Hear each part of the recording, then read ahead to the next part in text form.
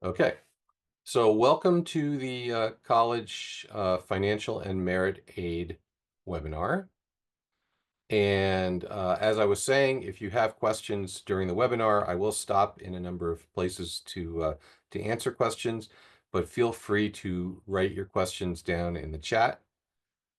Um, and let's begin. So first of all, we're giving this informative webinar, and believe me, you're gonna get a lot out of it. I go over a lot of material, and I will answer as many questions as I can. But of course, we have a college financial planning service, and our goal is really to have you pay less for college, to avoid going into too much debt, which is really hard to avoid nowadays. We want you to maximize either needs-based or merit aid, depending on what you are eligible for. It is very important to understand how much each college costs before applying, and you might need to temper expectations. And what we do is help you create a plan to pay for the entire undergraduate education. Parents often, of course, you may not have one child, you may have a bunch of children, and you need to deal with the education costs for all your children. And, we don't want your student to have to be paying off debt for years and years and years, and we don't want you to have to be paying off your kid's debt during your retirement.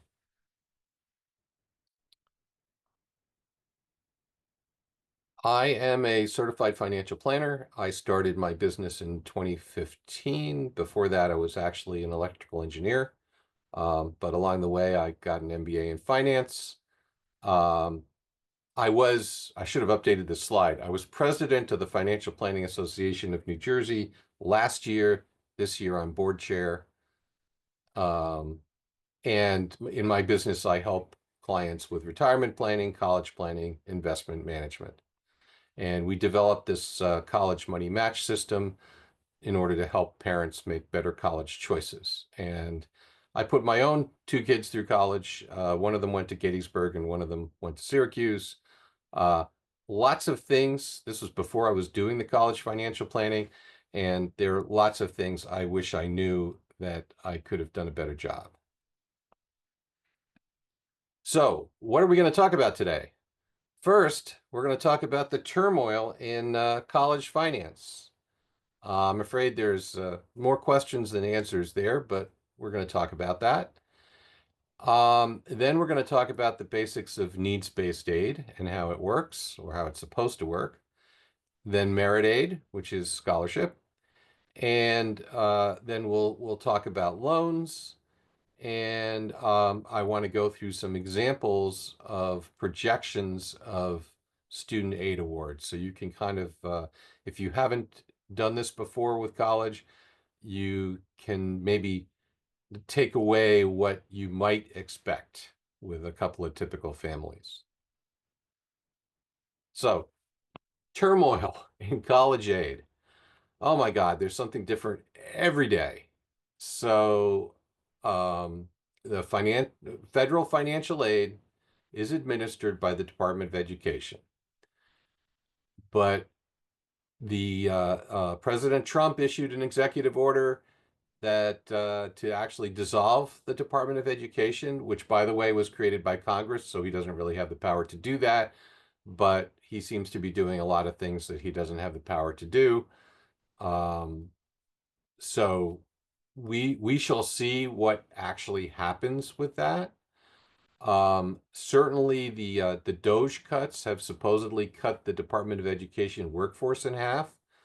They weren't super responsive before, so we shall see how responsive they are now. The federal aid program is really federal Pell Grants. That is the heart of financial aid for needs-based students. Work study, which is really administered by the colleges, and the federal student loan system. The Department of Education administers the FAFSA process. The FAFSA process is more or less complete for those students who are going to college the fall of 2025. I believe you actually have until June 1st to fill out the FAFSA, so you still can if you haven't done it. But since those students who are going to college in the fall of 2025, undergraduate college, they most likely have gotten all of their acceptances at this point. And May 1st is the decision date. So you have to send in your deposits by May 1st. So hopefully, the only reason why you might not have gotten a aid package is maybe you didn't fill out that FAFSA, so that still might be going on for you. It is now very difficult to get FAFSA help from the Department of Education.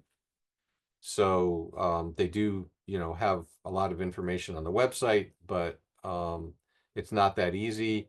If you do need FAFSA help, I actually suggest you turn to some of the college Department of Financial Aid, because they might be able to help you. There also are some really legitimate immigration issue fears. So we have cases where students might be a citizen, but one or both parents may be undocumented, and you're filling out this federal form, which is going to have information in it about the undocumented parents. The student is entitled to aid as a citizen, but it may be that the parents are unwilling to fill out the FAFSA because of this. So lots of issues that, it's very unclear how they can be resolved. Also, the Pell Grant and many other things are dependent on the federal poverty guideline. The office for the federal that sets the federal poverty guideline has been gutted, so it's very unclear how that's going to get updated. And there's a lot of student loan turmoil right now. So this is primarily affecting the existing student loans. I'll just tell you a few of the things going on right now. The Department of Education has stopped processing applications for income-driven repayment plans.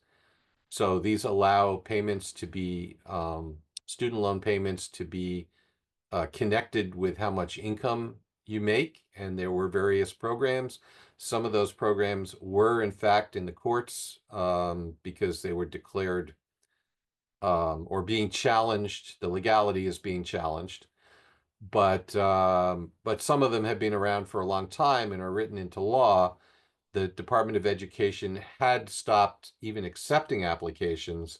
There's a court case that didn't go their way. Now they have started accepting applications, but they're actually not processing them. President Trump has threatened several aspects of the public service loan forgiveness. He specifically said these things. He's challenging the tax-exempt status of hospital systems. So a lot of nurses and doctors make use of public service loan forgiveness. The tax status of educational institutions. Harvard has really been in the news for that. And in order to qualify for public service loan forgiveness, you need an income-driven repayment plan. Now, we're not really going to go over all these programs because that's really a different topic than what we're going to talk about, but just be aware of all the turmoil. So is the Department of Education going to stop administering student loans? President Trump wanted it to move to the Small Business Administration.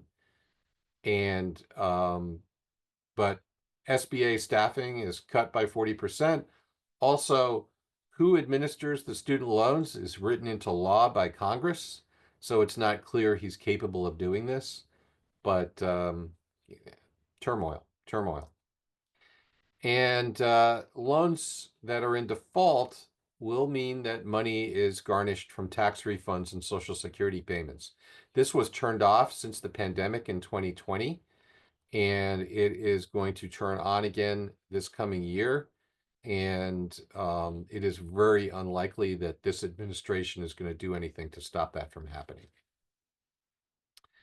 I think there was an estimate that 9% of loans of federal student loans by one processor are, so almost 10% of all loans are not current. So, have financial aid rules changed? And the answer is no, because most of them are actually written into federal law. So 2025 to 2026 is supposed to be business as usual, and we really don't know anything different. The FAFSA is supposed to be available, so that's the federal aid form that everybody has to fill out. And I'll explain more about that a little bit later. But that's supposed to be available October 1st. That's the normal date. Now, the past 2 years, it was not available October 1st because the FAFSA had been changed and rewritten, again, through a law that Congress passed. But this coming year, it's supposed to be normal. We shall see. Um, So I'm going to stop there for a second to see if anybody has any questions about all of this turmoil. I'm not sure that I can answer them, but I can address a few if you have them. Just write the questions into chat.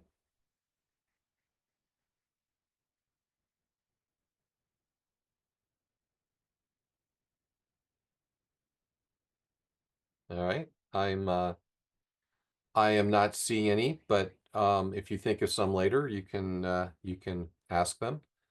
Hopefully everybody's able to write into the chat. So let's go on. The college financial game. So there's a very high listed cost. I think a couple of colleges, the cost of attendance, which is the all-in cost, is really approaching $100,000. I think there's two colleges, and I forget which ones, that have actually gone over $100,000. And then there's financial aid for needy families. So this is needs-based aid, and we'll go over how that works. And then there could be discounts, which are really merit scholarships. So colleges want some students, and they will give a discount to the students that they want. And then after that comes a net price. And it's similar to airline pricing. So, two students sitting next to each other in class will be paying very different amounts for college, depending on the aid that they got.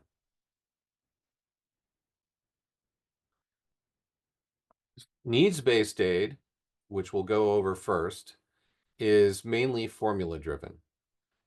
So you're filling out some forms. They're getting tax information from you.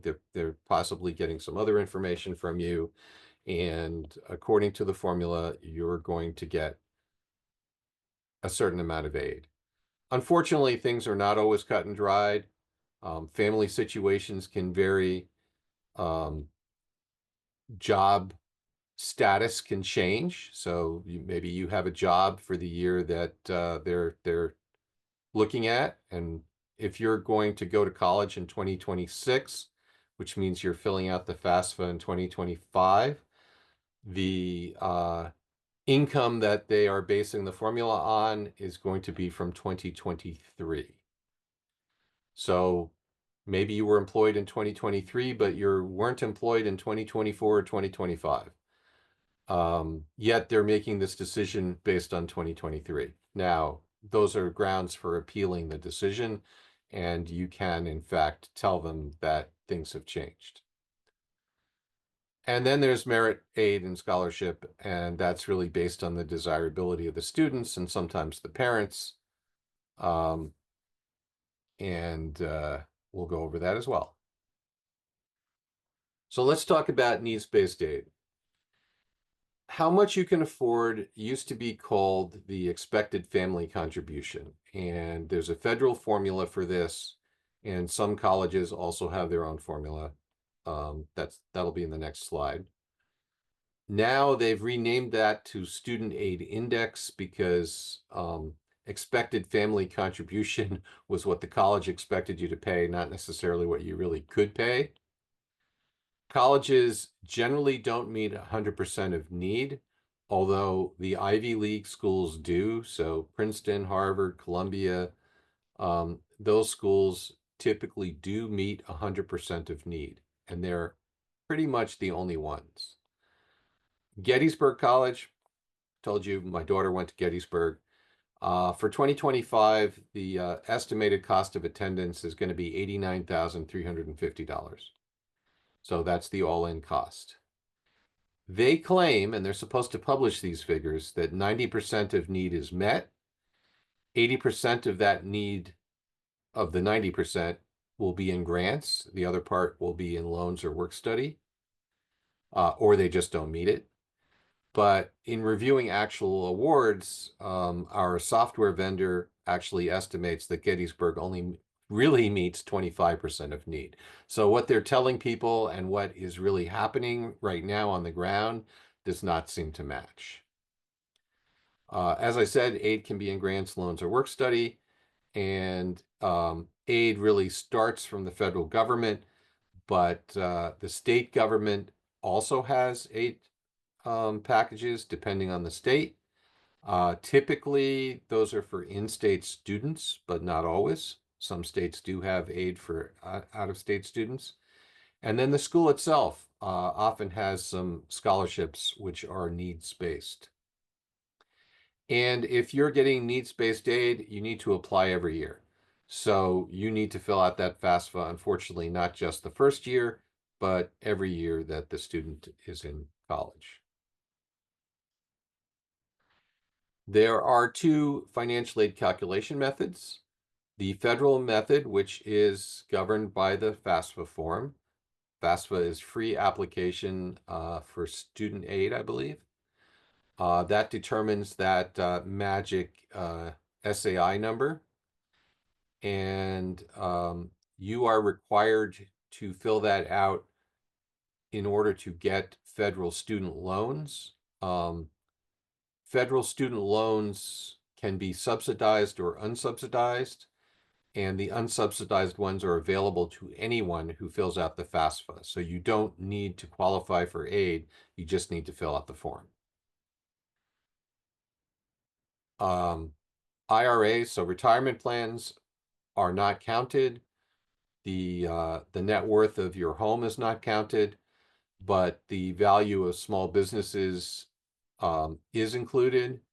The value of any investment property or any non-retirement investments is certainly included. And then you have the institutional method. That really varies by institution, so that's used by many private colleges. They're using a form from the College Board called the CSS form, or College Scholarship Service. This is a certain basic form, but they're able to customize it from school to school. Each school really has a different formula, but it typically will include a certain amount of retirement income. It will often include a certain amount of your home equity, and it certainly includes small businesses. So the formula is somewhere between, it counts somewhere between 22 to 47% of parent income. This is the federal formula. And usually the college formulas are not that different, except for what they count for assets. So parent income is extremely important. That's number one. Number two, student income, at least over the base limit of 11,400 for 2025. That's extremely important. 20% of student assets. So if students have a investment account of their own, this includes UGMA or UTMA accounts. 20% of that account will count towards the SAI, so it counts very heavily, but it doesn't include 529s. So actually, if a student has an account and that account is earmarked for college anyway, and it's not a 529 plan, then make it a 529 plan. You can actually put it into a 529 plan in order to make it not count for aid, and you should do that before you apply for aid. And it's not cheating. Um, and number three is parent assets. So parent assets are counted at 5.64%, and that includes any 529 plans. So that's one reason why it's very important to get that student money into a 529 plan if you're planning on using it for college. If you're not, if it's for some other reason, then I wouldn't necessarily do that. Um, Usually, the biggest hurdle is parent income. People worry so much about moving assets around. If you're not going to qualify for aid because of parent income, why bother? Take a look at that parent income first. It's usually the issue. Families with divorced parents, this is something that changed a couple of years ago. It's now the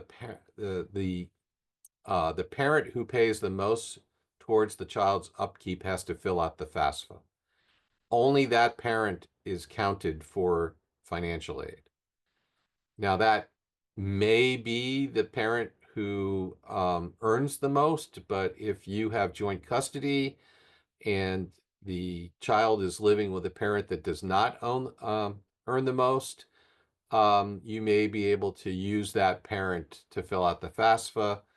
Obviously, living with the parent counts a lot for a child's upkeep, so I think you can make that determination. But the institutional schools, most of the private schools, they already look at both parents. So I talked about the room for interpretation with the divorced parents. For small businesses, you're going to be asked for evaluation. So you can be conservative, but you do need to use a methodology. If you have a consulting business where, if you were to, the principal of the business suddenly, for disability or death, suddenly stopped operating the business, it's probably not worth anything. It's just worth the assets in the business.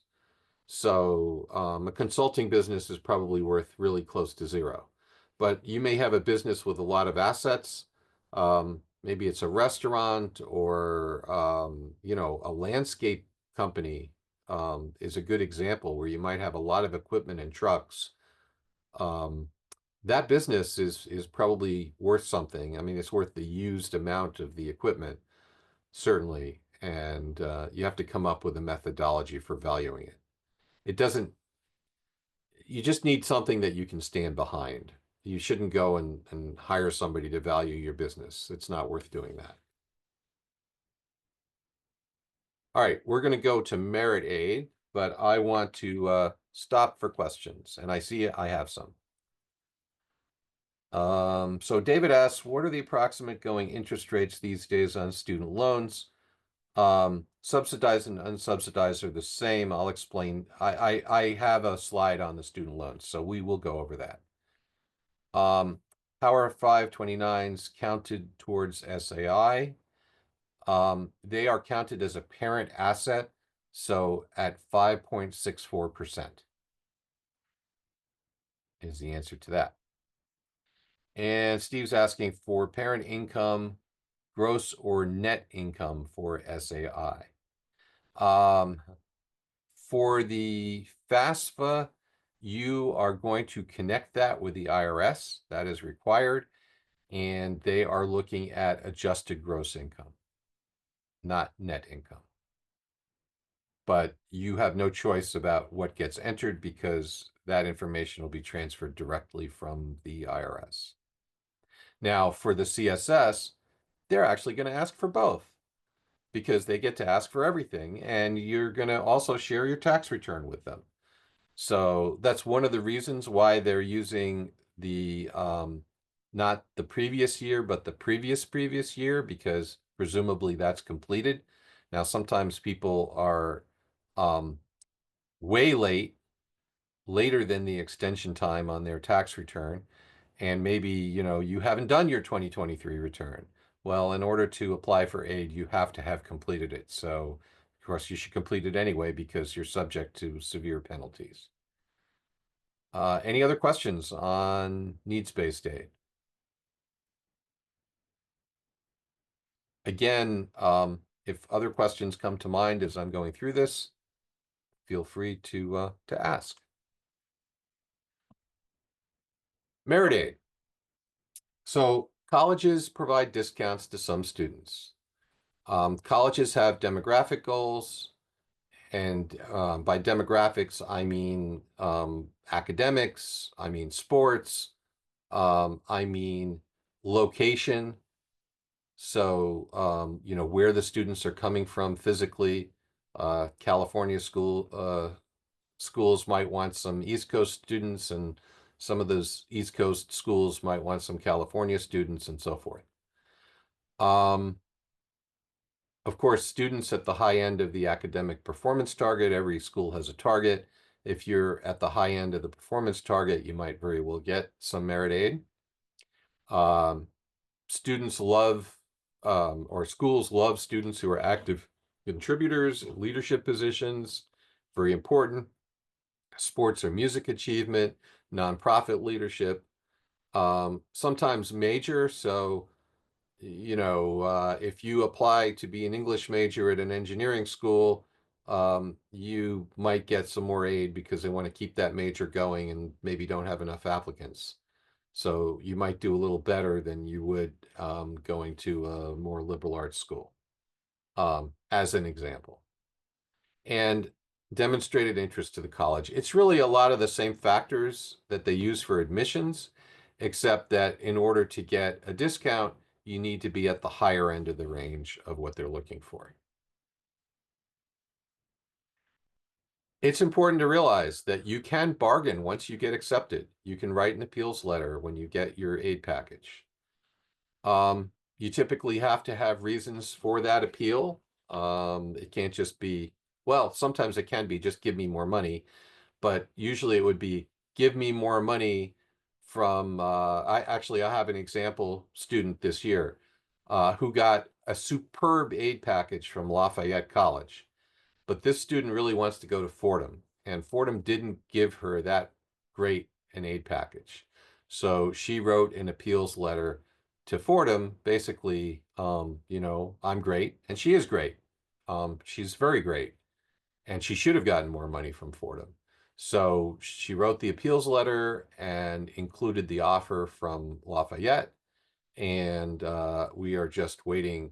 Hopefully, we will hear in a day or two some good news that she will have gotten more money from Fordham. Nothing's guaranteed, but it does often work. It depends. It depends on how many applicants that school got that they want, and maybe they did overlook her a little bit. So they're forcing her to, she is forcing them to have another look. Appeals are really more likely at private colleges. A lot, if you do get merit aid at public universities or colleges, they often come with a provision that they do not accept appeals. Now that varies. Some of them do accept appeals, but a lot of them do not. They don't have a lot of money. And the nice thing about merit aid is that it's usually renewed automatically. So the student may have academic goals. An example is like a 3.0 or better. They've actually been lowering those recently or doing away with them. So you may even just get the merit aid renewed without having to meet any academic goals. You do have to stay in school, though. You have to be an active student. If you withdraw for some reason temporarily, you probably going to lose that merit aid. And you probably have to ask them again for merit aid if whatever condition that's causing the withdrawal gets resolved and you want to go back, you'll have to talk to them about it again. Families do need a 4-year budget. College is typically a financial commitment for at least 4 years and often for more than 4 years. As an example, Rutgers, New Brunswick only had a 71% 4-year graduation rate. Now, that does not necessarily mean that the student did badly and didn't graduate because they failed classes or something like that. It might mean that the student decided to take an extra internship and delayed graduation, or took more than one major and ended up needing to delay graduation. There are a lot of good reasons for delayed graduation. Just realize that it happens and it happens a lot. You want to be careful. It's very easy to get 100K plus of debt for your degree. Really, kind of the average merit aid is maybe only $10 or $15,000, and the private school costs $80,000. Add that up over 4 years of what the gap is, and you're way over 100K of debt if you're going to finance all that with debt. So very easy. You got to be careful. I strongly suggest that you have your student part of the finance process from day one. Really, the student cannot afford to go to any college they want unless, as a parent, you're wealthy, you have the money, or maybe you save the money since they were born over the 17 years, and are in great shape and have very well-funded accounts for them, and then maybe they can go to any college they want. But that is not typical. Let's quickly talk about the college saving vehicles.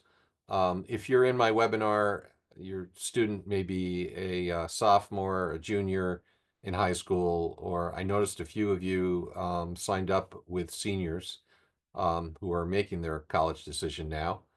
So, it may be a little bit late, but a 529 plan is really the best way to save for college, both because it's counted nicely for financial aid.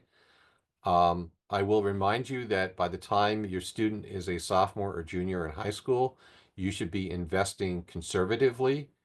If you're investing very aggressively in the 529 plan, you may want to change that because the stock market is volatile, as we've all learned within the past month. You can still make contributions to that 529, and you can make contributions while the student is in school. The gains in the 529 are tax-free when they're used for qualified expenses. So it can be a little bit of a benefit to do this, even if the investments are conservative.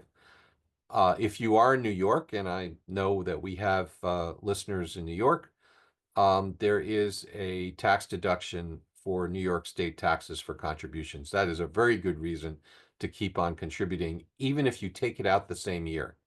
You can put $1,000 into it, take that $1,000 out to pay tuition, and you still get a tax deduction for making the $1,000 contribution.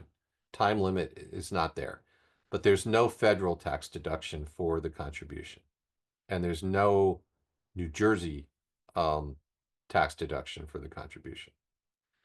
Coverdell is an older type of savings plan for college. Most people really don't use it, so I do mention it here. If your student is going to go for 4 years of college, it is often best to distribute those funds over the 4 years, so you can also kind of distribute the loans over the 4 years rather than using it up front. But it's up to you. There's pluses and minuses to both systems. And you really should fill out the FAFSA. And here are a few reasons. Because you want to be considered for financial aid, because you want access to federal student loans. So even if you know you're not going to get financial aid, but I certainly recommend if you're going to take out any loans, you start with the federal loans. I know that there's a lot of turmoil that I was talking about, but so far they're better. They have better terms. At least the student ones, not the parent ones. Maybe because you want a better merit aid offer. Remember, I talked about desirable parents? Well, colleges love to look at the finances of parents. Wealthy parents, I'm sad to say, might get better merit aid offers because they're more likely to donate to the college. And as soon as your student's in the college, you're going to get solicited for donations.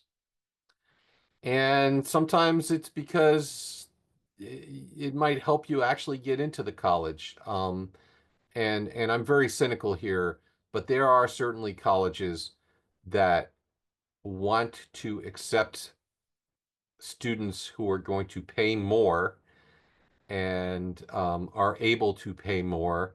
So it might help you get into a college, even if you're going to end up paying more to it. Again, very cynical, and it depends on the college. And I can't point to any, and I won't point to any, but I believe it happens. Okay, I'm going to go back to see if there's any more questions. Um, okay, Vitali asks, how is grandparents 529 counted? So if the grandparent is the custodian, um, I believe that it is not counted at all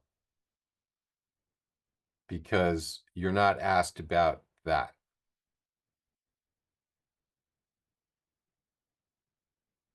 So, and not just the 529 plan.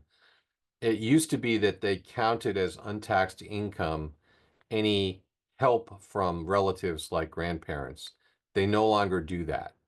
So if you have a wealthy aunt, wealthy grandparent, who is providing money for your child's college, that is not counted against aid.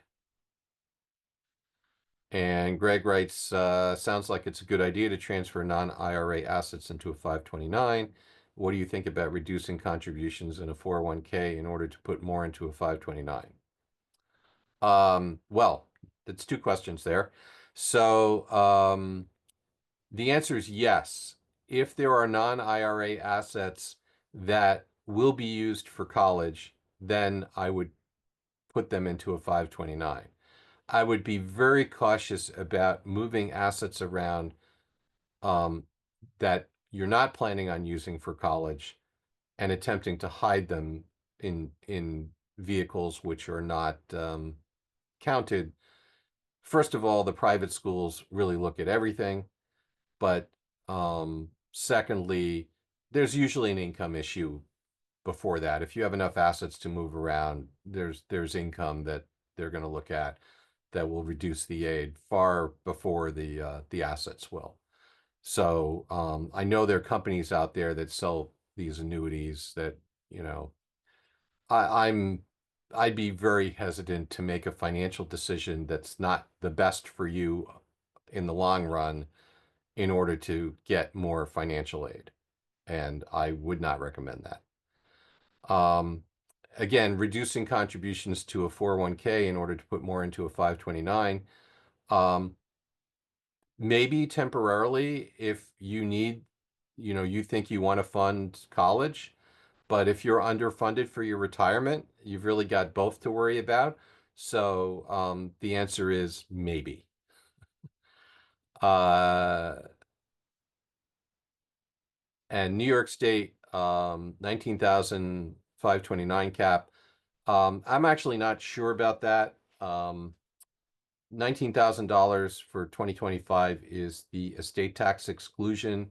That is typically the most that somebody will put into a 529 because it's a gift and estate tax exclusion from one gifter to one giftee. But actually, a couple could put double that in. The 529 itself doesn't really have a cap. Yeah, New York State, I'm sure they have a cap on the tax deduction, and that might be it. I'm sorry, I don't recall what it is. But yes, withdrawals in the same year are not taxed as long as they're for qualified purposes. So, yeah, Vitali says 10,000. That's ringing a bell. I think that's right. It's 10,000 max for the tax deduction. But yeah, withdrawals in the same year are not taxed based on the fact that they're used for qualified purposes. Okay, let me go on. Um, So let's talk about loans. I promise that. So these figures are from the 2024 to 2025 year. And every year the student loans are set with um, new interest rates and origination fees. So if your student is going to college fall of 2025, then these are the rates that you will pay. I'm sorry, that's not right. If your student went to college the fall of 2024 and is currently in college, these are the rates that you paid. For students going to college in 2025, those rates are the new rates, which are set on June 1st. If your student is going to college in 2026, those rates will be set June 1st of 2026. So, unfortunately, you don't know yet what the rates are going to be, even for fall of 2025. That it's June 1st that you'll find out. These rates are set based on probably the 10-year federal interest rate, but there's no specific formula that I know about. And 6.53% is, it seems like a high rate. It's not as high as the 9.08 for the parent loan. Uh, I I would think that it will be a little lower on June 1st, but I am not positive of that. I would have said it would be quite a bit lower, but actually the 10-year rate has come up recently because of the tariff turmoil. Um, so we shall see. The only difference between a subsidized and an unsubsidized loan is that a subsidized loan, the interest does not accrue while it's in school, while the student is in school. For an unsubsidized loan, the interest accrues from day one, but it's deferred, so it's capitalized into the loan. There is a maximum of $5,500, and that has not gone up in a long time, like 10 years, even though college has become way more expensive in those 10 years. So the maximum a freshman can take out in a federal student loan is $5,500. These loans are better because they do not need to be co-signed, and there is no checks, no credit checks of any kind, and they can be discharged on disability or death, and at least theoretically eligible for these loan forgiveness and income-driven repayment plans, theoretically. But that's not a lot of money compared to college costs. The Parent Plus loan, there is a credit check for score, but not income. There is no maximum. So, you can get as much 9.08% loan as you want to. That is obviously not a good idea. It was eligible. Actually, I should change these slides. It's no longer, these loans are no longer eligible for loan forgiveness, for public service loan forgiveness. There is a single income contingent repayment plan which can be used for the loans. These are parent loans. And I'll point out that federal loans are often not discharged in bankruptcy. If you live in New Jersey or your student is going to a New Jersey school, you are eligible for NJ class loans. These are actually pretty good deal. They can be a slightly lower rate. The rate varies with the repayment term which you choose when you take out the loan. The student can be the borrower or the parents can be the borrower, but there is a credit check and income verification. In some ways, it's somewhat similar to private student loans, but the terms are a little bit better. I believe that there are income contingent repayment plans. The New Jersey plan is actually very good. New York does not have one at all, but there are some other states that do. Connecticut, Massachusetts, and Pennsylvania are examples. Typically, if the student is going to a school in that state, they are eligible. But for Massachusetts, it could be a student who has nothing to do with Massachusetts. So a New York student going to a New York school would be eligible for a Massachusetts loan. So it is something to look into. And then there are private student loans. The rates do vary. The student is typically the borrower with a cosigner. Um, Terms vary. You need to be cautious and make sure that you get the terms that you want. And of course, people do use home equity loans and other forms of borrowing. Home equity loans are going to be the lowest interest rate you can get because those loans are secured by your home. Don't pay them back, you lose your home. If you don't pay back a student loan, they can't take back your education, but they can make your life miserable in other ways. You can borrow from yourself if you have a 401k plan. You can borrow up to $50,000 as long as you have $100,000 plus in the plan. If you have lower than that, you can borrow 50% of what's in the plan.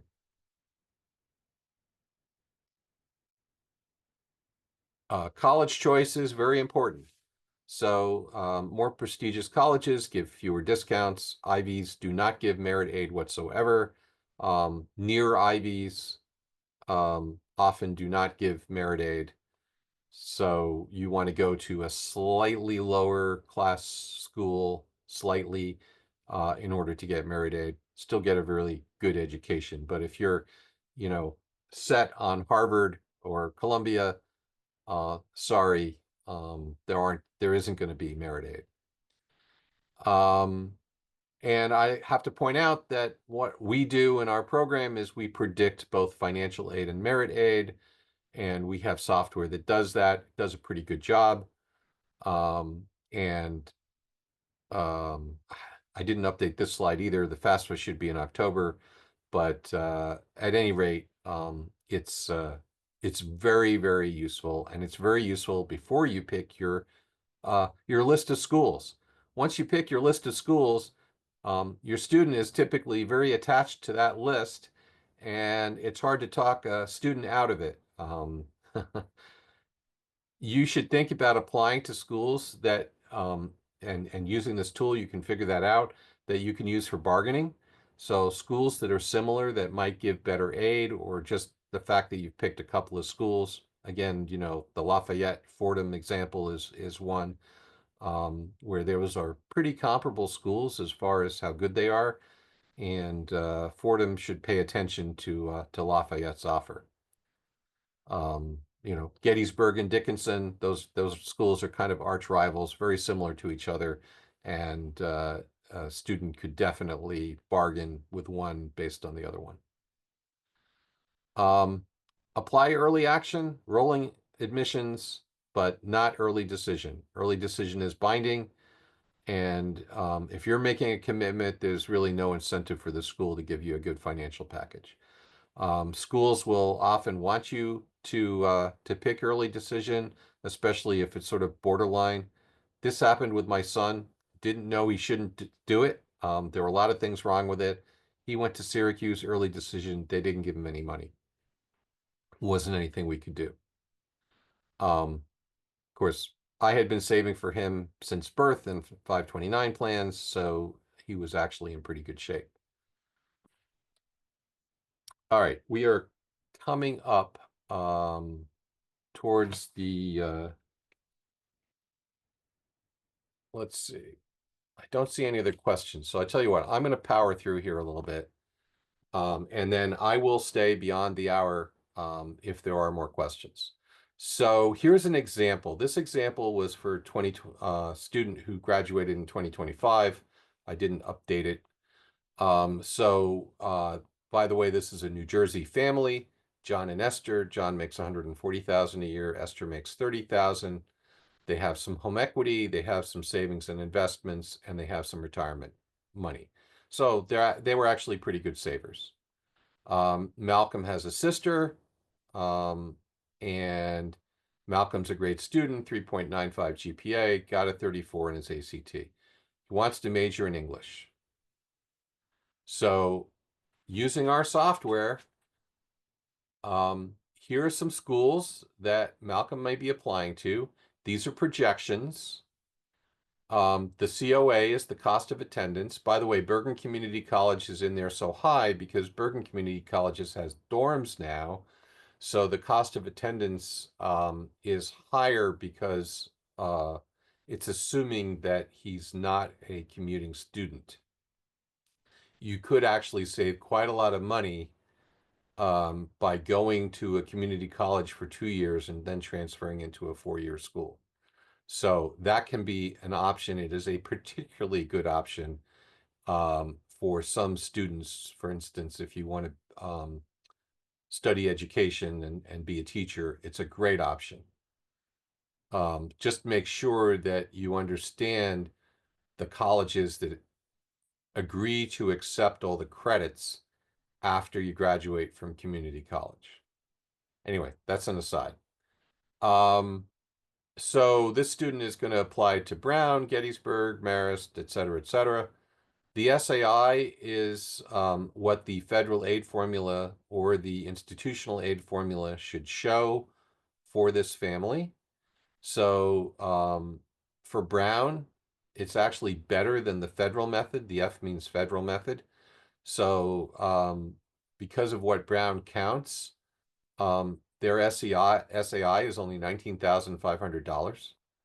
And remember, Brown, being an Ivy League school, they meet 100% of need. So the need is 77K.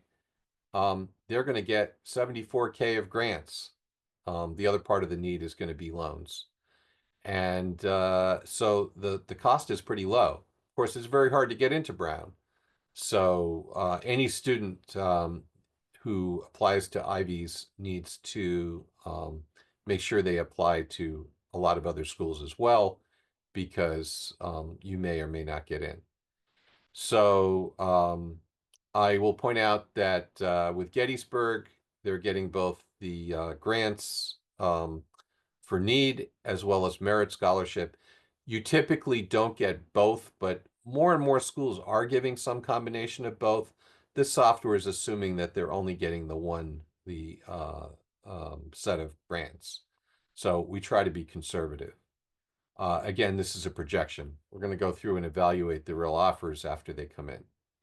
So just going to the bottom line here, if the student gets into Brown, they're going to pay the least. It's still $22,620 a year.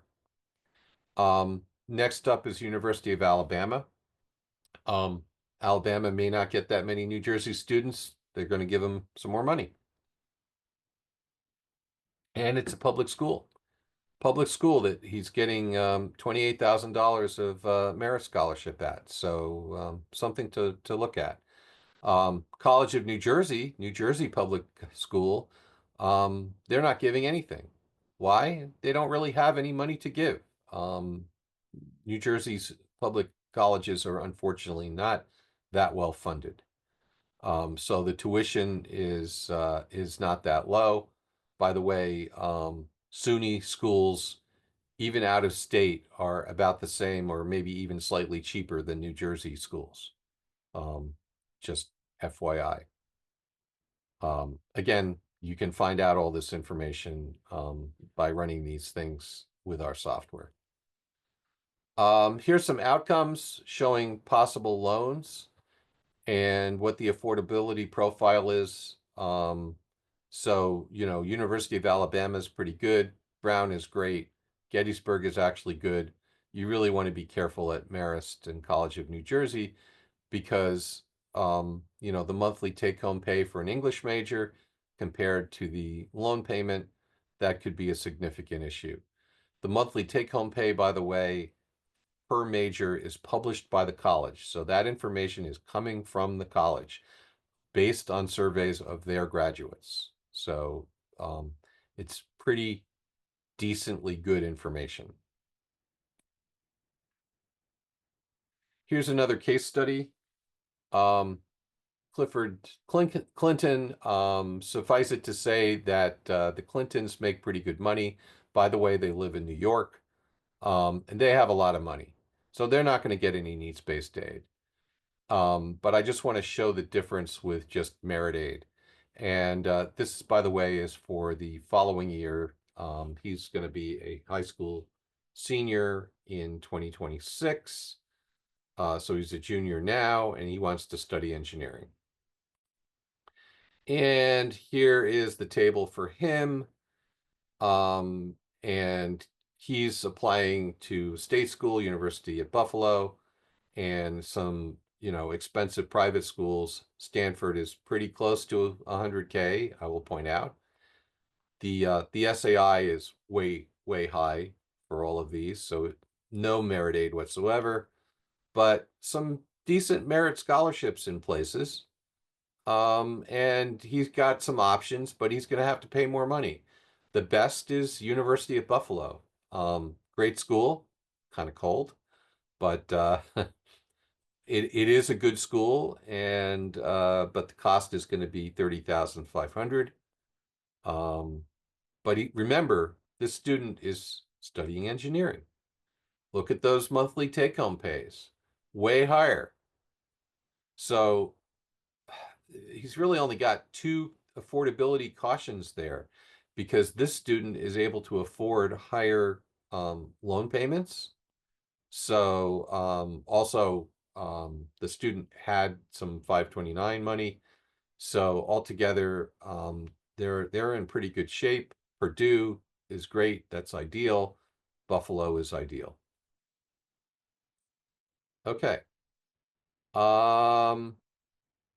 This is a slide just pointing out that there were FAFSA changes 2 years ago, and they were implemented last year as well. So we're living in this world. The one thing that I didn't talk about, which is at the bottom here, is that for the federal method, discounts for multiple children in college were eliminated. So that is not necessarily true for private colleges. So if you're going to have multiple students in college at the same time, it is worthwhile looking at private colleges, even though you might have thought, oh, I'm going to, pay less at public colleges. But look at the private ones as well. It doesn't hurt to apply. You might actually get a better deal there, because if you're sort of borderline for getting needs-based aid. I think we can skip this. And, ask yourself these questions. How are you going to pay for college? Have you incorporated cost into your college search? I think that if that's one message that you get, that's the most important. You really want to be prepared for that. You really want to try to minimize that debt burden. You got to plan in order to do that, and that's what we help our clients do. This is just an example of kind of the homepage of the software we use. It's a combination of software and coaching meetings.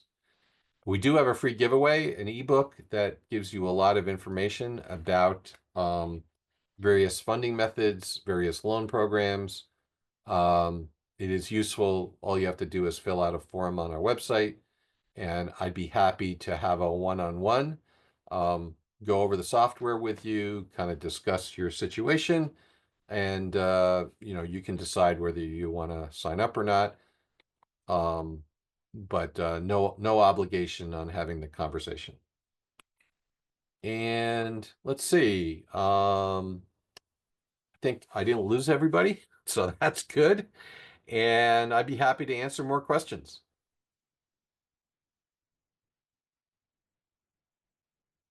Hopefully this was useful. Um,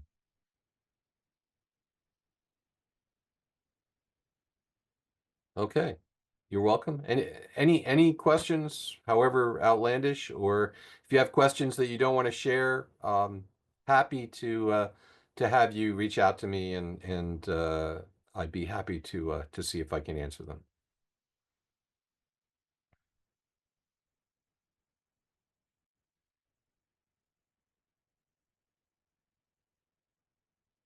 Okay. Well, I'm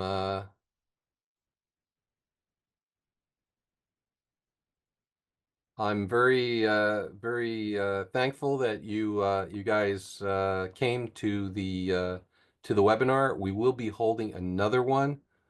Um, May. Now I've drawn a blank on when it is. But we'll send it out an email. But it'll be the same as this one.